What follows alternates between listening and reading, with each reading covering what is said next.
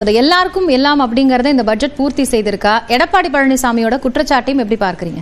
இல்ல ஒரு விஷயம் தெரியுது, இங்க ஸ்டுடியோல உட்காந்துட்டு ஒரு 2 மணி நேரமா அந்த பட்ஜெட்டை நாம கவனிச்சதனுடைய 1% கூட எடப்பாடி பழனிசாமி அந்த பட்ஜெட்டை கவனிக்கல அப்படிங்கிறது நல்லா தெரியுது.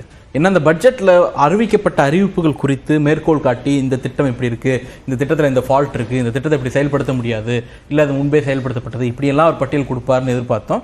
போலியான குற்றச்சாட்டுகளை வழக்கம் போல் கொடுத்துருக்கிறார். அதில் ஒன்று புதுசாக இன்றைக்கி சொல்லியிருக்கிறார், 100 நாள் வேலை திட்டத்துக்கு இந்த நாட்கள் அதிகப்படுத்துவோம், ஊதியத்தை அதிகப்படுத்துவோம் அப்படின்னுட்டு சொன்னாங்க. அது இன்னும் நடக்கலை அப்படிங்கிறார்.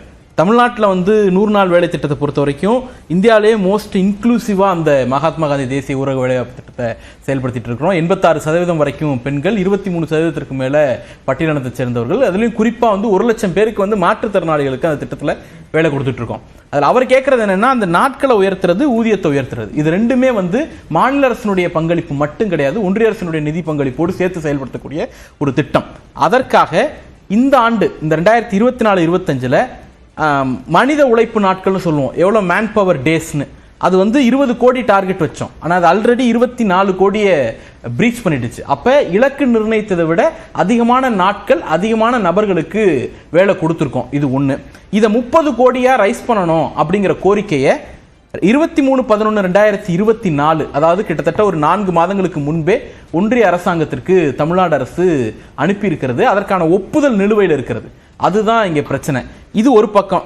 ஏற்கனவே கொடுக்கப்பட்ட வேலைக்கு கிட்டத்தட்ட ஒரு 1056 கோடி ரூபாயிலிருந்து 2000 கோடி ரூபாய் வரைக்கும் தமிழ்நாடு அரசுக்கு ஒன்றிய அரசு கொடுக்க வேண்டிய இந்த மகாத்மா காந்தி தேசிய ஊரக வேலை உறுதி திட்டத்தின் கீழே வழங்க வேண்டிய நிதி நிலுவையில் இருக்கு.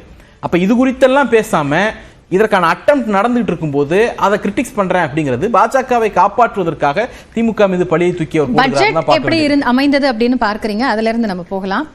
இல்ல, பட்ஜெட்டை பொறுத்த வரைக்கும் எல்லா தரப்பையும் மாநில அரசு செலுத்தக்கூடிய வரி பகிர்வு மூலமாக ₹1 27 29 பைசா தான் திரும்பி வருது அப்படிங்கிறது ஒன்று.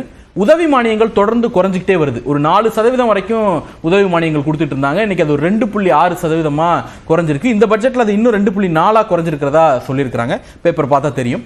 அதே போல மாநில அரசுக்கு வர வேண்டிய வரி பகிர்வு 6%-லிருந்து 4% குறைஞ்சிருக்கு. அப்போ ஒரு பட்ஜெட்னு எடுத்துக்கிட்டோம்னா அதுல மாநில அரசினுடைய மூலங்களின் மூலமாக வரக்கூடிய நிதி, ஒன்றிய அரசினுடைய உதவி மானியம், வரி பகிர்வுல வரக்கூடிய நிதின்னு 2 காம்பனண்ட்டை பார்க்கணும்.